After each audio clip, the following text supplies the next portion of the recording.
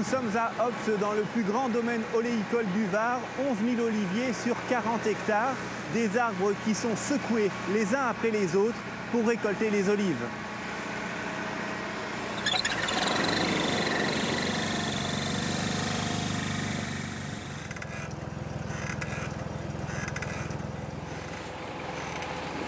Alain Coutura, bonjour. Alors vous êtes le chef de culture là.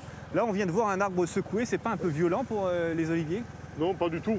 Les arbres s'habituent à la vibration et les premières années, oui, c'est assez impressionnant parce qu'il semble qu'on va les déraciner. Mais non, tout au contraire, les arbres se renforcent au niveau racinaire.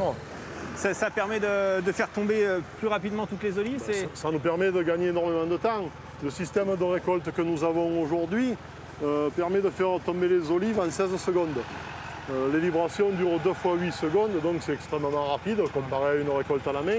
Avec les appareils classiques, il vous aurait fallu quoi? Ça durerait tout l'hiver et ça suffirait peut-être pas. Aujourd'hui, 11 000 arbres à cueillir à la main, c'est ingérable.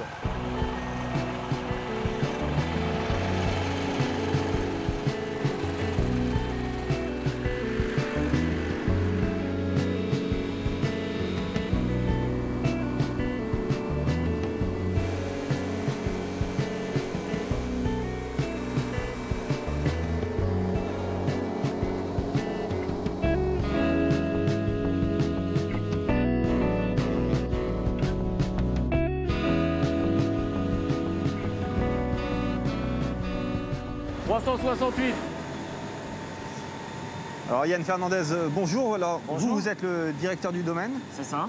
Là, vous faites quoi? Vous vérifiez la qualité des olives? Elles ont l'air belles et grosses là. Hein? On va vérifier l'état sanitaire. Voilà, ouais, elles sont grosses, mais il nous manque quand même un petit peu de froid cette année pour améliorer les rendements. Là, vous les voyez, elles sont grosses, elles ont la peau bien tendue. Idéalement, il aurait fallu qu'il fasse un petit peu plus froid, qu'elles se flétrissent pour justement avoir des meilleurs rendements. Vous n'auriez pas pu attendre qu'il y ait du froid pour les récolter? Alors c'est le risque, on est quand même en altitude, on est à 545 mètres. Ça c'est toujours le compromis et la bonne balance qu'on doit se faire, c'est est-ce qu'il faut ramasser ou est-ce qu'il faut attendre? Ramasser, c'est peut-être un peu moins de rendement. Attendre, c'est le risque d'avoir un coup de gel et de perdre la récolte.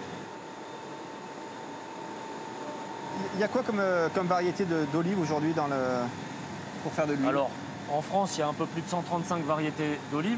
Maintenant, chez nous, dans la région, dans le Var, en Provence, nous, dans le Var, sur le domaine, on a 6 variétés différentes.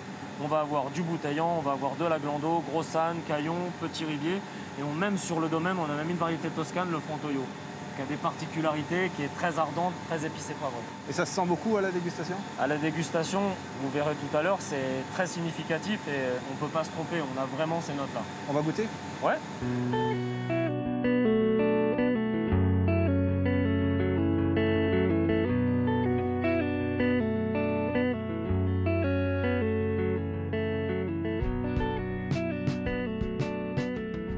Alors là, je vais vous faire découvrir une monovariétale qui s'appelle le Bouteillant. Sa typicité, c'est très comparable au vin en fin de compte. Là, on parle d'une monovariétale, comme on pourrait parler d'un monocépage dans le vin. La typicité, c'est ce côté fruité. Ça pique un peu à... Ouais, on a ce qui vous pique, ça c'est ce qu'on appelle l'ardence, c'est l'épicé poivré de l'huile d'olive. Des fois, ça va jusqu'à faire pleurer. Ouais, c'est ça, ouais. J'ai les larmes. Là. Ça commence, ouais. Ça, c'est une spécificité, c'est ce que les gens aiment aujourd'hui? Ça, c'est une spécificité. Aujourd'hui, c'est ce que les gens aiment. Les gens aiment les notes fruitées, les gens aiment quand il y a de l'intensité, quand il y a de l'ardence. Et avec le Bouteillant, on est dedans. Ça a toujours été ce qu'ont recherché les consommateurs? Pas forcément. L'époque a changé. J'allais dire, avant, on aimait plutôt... Alors, deux choses. On aimait plutôt les huiles rondes, mais parce que les équipements faisaient que les huiles étaient rondes. Et puis, on attendait que les olives soient complètement mûres. Noir flétri. Voilà. Rond, ça veut dire? Rond, ça veut dire qu'on est sur des notes beurrées, on peut avoir des notes de cacao. On n'a pas justement cette intensité fruitée. On est plutôt sur ce qu'on appelait des fruités noirs, quelque chose de très très doux au palais. Aujourd'hui, le temps presse et il faut, j'allais dire, mettre en marché rapidement. Donc on ramasse les olives peut-être un peu tôt, voire trop tôt, mais on a des notes qui sont complètement différentes. On est sur des fruits verts.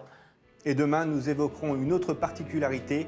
Dans le Var, l'oléiculture est surtout faite par de petits producteurs.